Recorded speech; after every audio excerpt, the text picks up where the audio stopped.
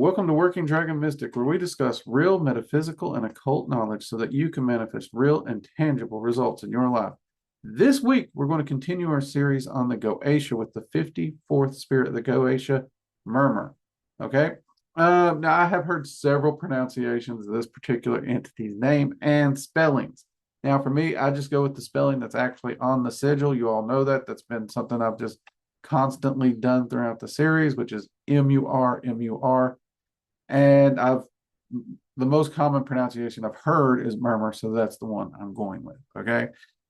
Before people start spamming me different spellings and pronunciations, if you want to use a different pronunciation or spelling, I'm cool with it. I don't mind. As we always say, if it works for you, keep on doing it. If your practice is working for you and you're happy with it, right? All right, now let's go through here. We see if we can get through our traditional methodology. We'll remind everybody, we are actually recording this live in our community. So the Working Dragon Mystic community will see this video live, and it will be uploaded to YouTube and Rumble a few weeks later. So if you want to see all our content and everything early, join us at the Working Dragon Mystic community. You can find links below. The community is absolutely free to join.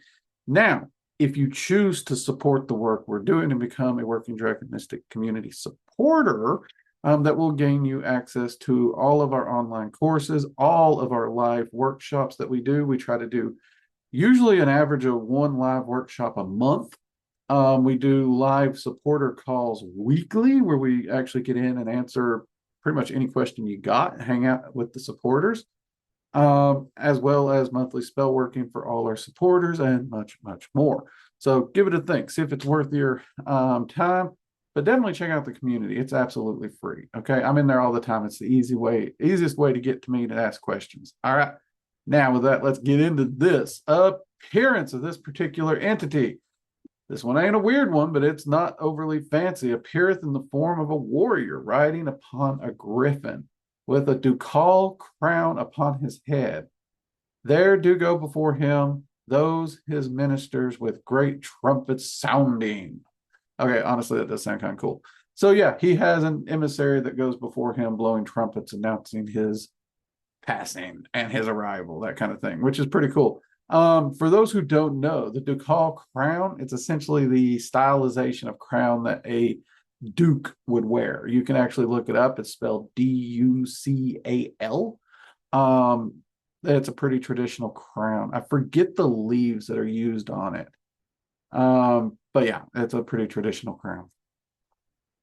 Which some people do question whether or not that would be accurate to the time period or not, because most people seem to relate it to a much later time period. And, that's something. I'll be honest, I've not actually checked up the archaeological on the original design of that crown, so I don't know. Maybe I should do that. That'd actually be a fun little research project. If any of you out there actually know when the ducal crown design originally appeared in human history, drop it in line. Let me know. All right. Coffee keeps the world going. Now, the associations most associated with this goetic entity, rank. Guess what? He's a duke. Makes sense with that crown, right? Metal most often associated with him is copper. Planet most often associated with him is Venus. Color most often associated with him is green. And element most often associated with him is water, though, and this came in such a close second. I'm going to put it in here. I don't always do this, but sometimes when it's such a close second, I do. Many traditions will actually associate him with fire, okay? All right. I got a note here to mention the school. You know what? I already did that. Let's skip that. All right. Areas he can help in. Original purpose. Okay, so in the original Goetic text, where it kind of hints at where you can work with the spirit and help, it says teaches philosophy and can be invoked to ask questions of the dead. Pretty straightforward. A lot of people understand that one. And if I'm getting glare on my face or anything, I'm sorry. I got as much light blacked out here in the office as I can. So I'm trying to stay out of it. But I also move a lot when I talk. I'm Southern. I can't help it. All right. So that is his original purpose. However, if we move that over to some more modern day aesthetics and what can be easily applied, And this one is one I actually think has a lot of good modern use. I really do. In fact, the first one, ladies and gentlemen, the first one, we could all use this one. Aid in causing a rash or reckless person to pause before they act. Okay? Think about that. Cause a rash or reckless person to pause before they act. I don't care if you think you're rash or reckless. This is something that can be helpful. Okay? You can apply this to your life to make sure you pause and think, not emotionally. You actually stop and think. He can help you to stop and think before you take a particular action. It's not foolproof, but it's an extra layer of pull on the reins there. Hold up. Do you really want to do this? You know what I mean? Now there's still discipline to develop and everything. But if that's a discipline you're working to develop, definitely a great one to work with this entity on and stop making rash, reckless, let's be honest, stupid decisions. We've all done them. I've had more than my fair share in my life. So excellent one to help in there. The next area kind of touches on the same thing. Help teach you to remain calm while you consider a problem and what to do about it. Okay. Now, the interesting thing is the first one can help you or another person. Like if you have a rash friend, we all have that dumb friend, right? They're very reckless. They're stupid. We wonder how they're still alive, don't we? That one can easily be used to help slow them down if you know they're going through some stuff or you know they're going to be going through some stuff. That one can be used to help you or another person. This one is very much focused on you and calming you down when you're considering a problem or something. Now, there's been a lot of times in my life, and I know a lot of my friends, where they are worked up, they are emotional, they are mad, they're stressed, they're so worried about everything going on that they're honestly having trouble focusing on what's genuinely important at this moment when dealing with the problem or a decision or even a life-altering decision, right? Working with this entity to be able to calm yourself and take the time, calm, focus, and really get some insight onto that problem and what to do about it. Amazing, absolutely amazing. And it's one I've recommended to many client and friends. So yeah, give that one a try. Now this is one I personally have never used this next one. I know a lot of people who swear by it though, okay? And that is can clear one's home of any haunting or unpleasant energy. Now, when I say I've never personally used this one, I do specifically mean the haunting. I've never used it to clear a haunting, okay? I have used it to clear unpleasant energy on a home or property, and I have found that to be actually quite very effective, in fact. In fact, it was one of my go-tos until I got into Dragon Magic. So if you're wanting an entity to help clear energy from a property or something or your home, this is a great entity to help with that. Now, the haunting I've never particularly done, but the interesting thing is it does say of any haunting. Now, in one of those situations where you're wondering, how do I get rid of this particular spirit or this particular energy or this particular thing? This one is kind of handy because every magician I've spoken to who uses this entity, they have never had it fail to rid a home of a haunting. Now, that being said, they do admit it can take time. It can take repeated evocations and workings to do it, but they've never had it fail. And that covers even some of the trickier myth and lore things that we've ran into. Like there's been people who swear to me that they've had practitioner after practitioner and religious figure after religious figure to come in and rid the home after haunting. They were told it's cursed ground. I want to say they said it was cursed Native American ground, but that could have been someone else. So, but you know the kind of ground I'm talking about. Even if I use that, even if I'm off base just a little bit there, and that was able to clear it. It took them about I want to say 3 to 6 months of working to fully clear it. And at the time I was talking to them, it had been 6 years since cleared, and they'd had no further issues. So that's pretty freaking cool. I've never personally directly dove into that particular well of it, man. I can't test anything more than the energy side of it. But of all the accounts I have heard about that one, it works very, very, very well. The one caveat I would put on there is if it is a thought form or something like that that you are creating, it would clear the energy or the haunting, which if it's a thought form, let's be honest, it's still energy. It's more energy than a haunting, but potato, potato, I got it.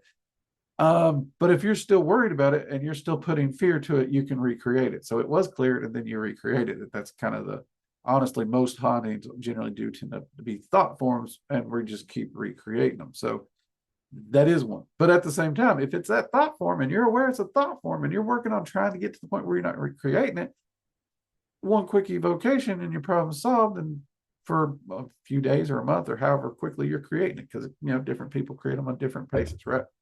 All right. Still, pretty freaking handy tool to have while you're working on that. Of course, next, we always do get the sigil up. For those on YouTube, you'll see the sigil here in front of my face. Pretty straightforward. I actually like this one. And those of you watching live, well, it's the thumbnail, right? If you want it, I can actually send it to you also. But that is it. Straightforward and easy, right? Now, like I said, I have worked with this entity in the past. My personal experience with it really goes into as far as appearing as a warrior, yes. As far as what type of warrior, honestly, medieval and back. I've seen just about every type of armor from medieval back. I've never seen modern or futuristic warrior style gear. The Griffin, I have seen the Griffin a time or two. It's not there all the time. Sometimes it's walking along with them. Sometimes they're riding it. The procession of trumpets. I've only seen that like once, maybe twice in all the years I've worked with them, but it is a thing. So I don't know. I'm kind of thankful it's not there all the time because when I did see them, they were loud. And I don't really like loud things blasting in my face. In fact, the first time I had to do the evocation again because it just completely knocked me out of trance. It was a pain in the rear, if you want my honest opinion. Kind of like why I don't like loud brass instruments right in my face. You know what I mean? I like them from a distance. Beautiful from a distance. So yeah, there's that. And yeah, like I mentioned, I did work with them to help with reckless things and to consider problems and clearing homes. And I've had great success with those. Now, to its original purpose, evoke to ask questions of the dead. Have I worked with it in that? I've tried to work with this entity in that regard. And I'll be honest, I've really had about 50-50 success here. Sometimes I get really good results. The other half of the time, I really get piss poor results. And that's annoying to me because it is one of those things. Now, that's not to say there's not other entities that I work with doing necromancy and other style things and speaking with dead, or even just evoking the individual on their own. Honestly, I think that's my preferred method these days, is just to evoke the individual. But as far as the original purpose listed, that's the area where, by and large, I get 50-50. Now, teaches philosophy, however. Let's talk about that a little bit. If you are interested in philosophy, Stoicism, or any of those things like that, ancient philosophies, absolutely a fantastic entity to talk to. In fact, there's been times where it was just late at night, couldn't call anybody, couldn't tell anybody about this cool philosophy book or something I read, and I'd already meditated on it, and I want to talk. Let's be honest, I want to talk to somebody about it. I would evoke this entity and talk and run my thoughts by them and hear their thoughts on it. And it's pretty cool. It's always cool to have a sounding board with something like philosophy where you can run your thoughts by them and get their thoughts back also, not just, echoing your own thoughts back at you. So I've always found that kind of interesting. How helpful is it? I guess that depends on the individual, really. I really do. I find it fascinating, and I do find it extremely helpful because when you have that person to talk to, I'm one of those people when I vocally talk out my thoughts, it helps me to organize them and even understand my own thoughts better. And then having a secondary thought and opinion give it back to me so I get another perspective, I always find helpful too. So in that case, yeah, I really do like it. In fact, these days, that might be the area I work most with Murmur. It really might be.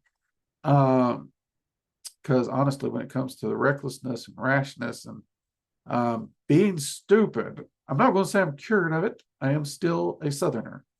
And yeah, but I have gained much wisdom over the years. And because of that, I do it far less. I am more likely to consider my actions and remain calm than not this day and age. So I think that's a product of life. I think that's a product of age. I think that's a product of experience, but I do have to credit Murmur for a lot of his advice in that as well, because he has helped me through the years with a lot of understanding in those matters. So definitely something worth checking out. All right. That's it. Quick, easy, and straightforward. I hope you actually do take the time to reach out to this particular spirit, because I think a lot of people would really enjoy it. I think he even makes philosophy interesting. Like, he's a great storyteller in sorts. Like, he really brings philosophy to life in a lot of ways, the way he presents it. So he can also help you get through a lot of dry philosophy books if you wanted help with that. A lot of fun. Great person to chat with, in my personal opinion. That being said, just the energy clearing concept alone would be immensely helpful for most people. And, well, you really can't put a value on the other two. Let's be honest. The ability to stop us from doing rash or reckless things and give us the ability to focus and stay calm as we consider a problem, invaluable in life, really. In fact, those things are so valuable, it makes me wonder why this one wouldn't be ranked as a king amongst the Goetia, because seriously, it's pretty freaking amazing, in my personal opinion. I think he needs a promotion. That's my opinion. I don't have anything to do with promotions, so I doubt he'll get one.